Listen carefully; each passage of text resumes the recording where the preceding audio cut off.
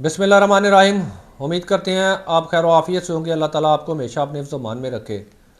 आज हम एक बड़ी अहम बात आपके साथ शेयर करने वाले हैं। वकला हज़रात अक्सर औक़ात अपने क्लाइंट को कौन सी ऐसी ज़रूरी बात है जो केस करने से पहले नहीं बताते।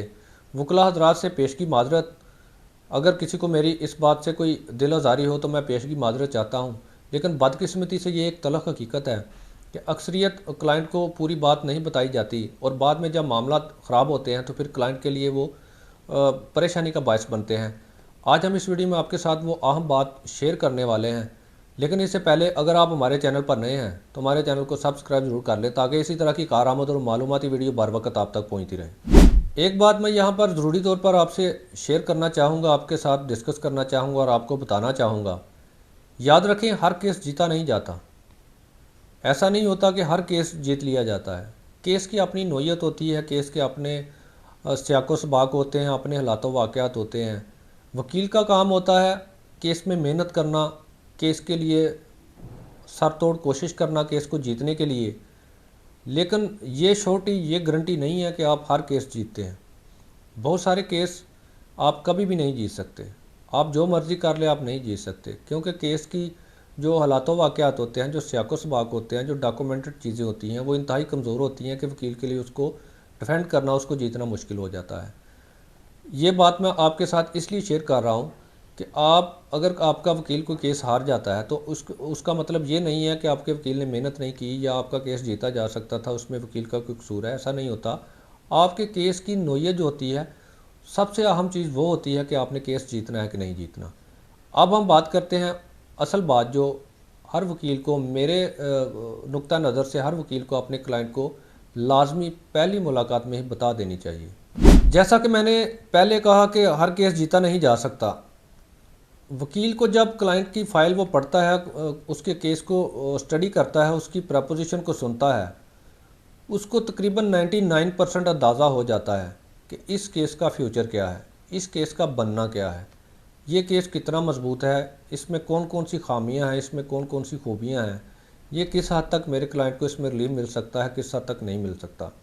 ये सारी चीज़ें वकील को पहली मुलाकात में और पहली दफ़ा ही फ़ाइल पढ़ के उसको ये सारी चीज़ें समझ आ जाती हैं।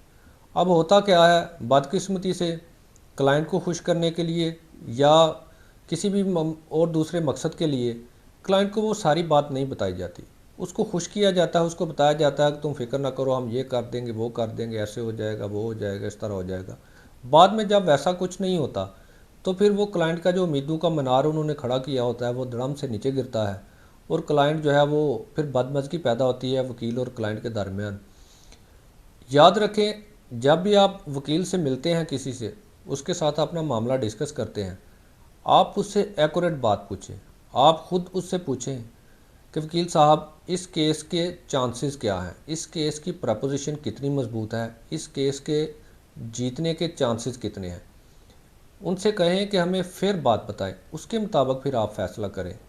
आप कभी भी अपनी उम्मीदों के खुश फहमी से जो मीनार आप खड़े करते हैं उसकी बुनियाद पर आप केसेस ना करते जाएं ताकि कल को आपको मायूसी का सामना ना करना पड़े। आप पहले वकील से हकीकत जानें। और वकला हज़रात से मेरी गुजारिश है कि बराए मेहरबानी क्लाइंट को उसके केस की बिल्कुल साफ़ और क्लियर तस्वीर बताया करें कि आपकी पोजीशन ये है, ताकि वो अपनी मर्ज़ी से और आज़ादाना फ़ैसला कर सके।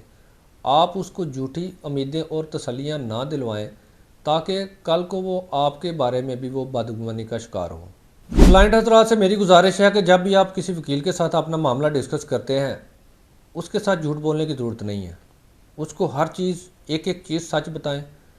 तमाम दस्तावेज़ात उसको हर सूरत में मुहैया करें, चाहे वो ज़रूरी हैं या नहीं है, ताकि वकील तमाम आपकी कहानी सुनकर, आपकी प्रपोजिशन सुनकर, आपके दस्तावेज़ का मुआयना करके आपको बेहतर मशवरा दे सके।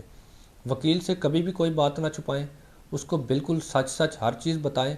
आगे फिर वकील तय करेगा कि कौन सी चीज़ आपने अदालत में बोलनी है और कौन सी चीज़ अदालत में नहीं बोलनी, कौन सा डॉक्यूमेंट अदालत में पेश करना है, कौन सा डॉक्यूमेंट अदालत में पेश नहीं करना।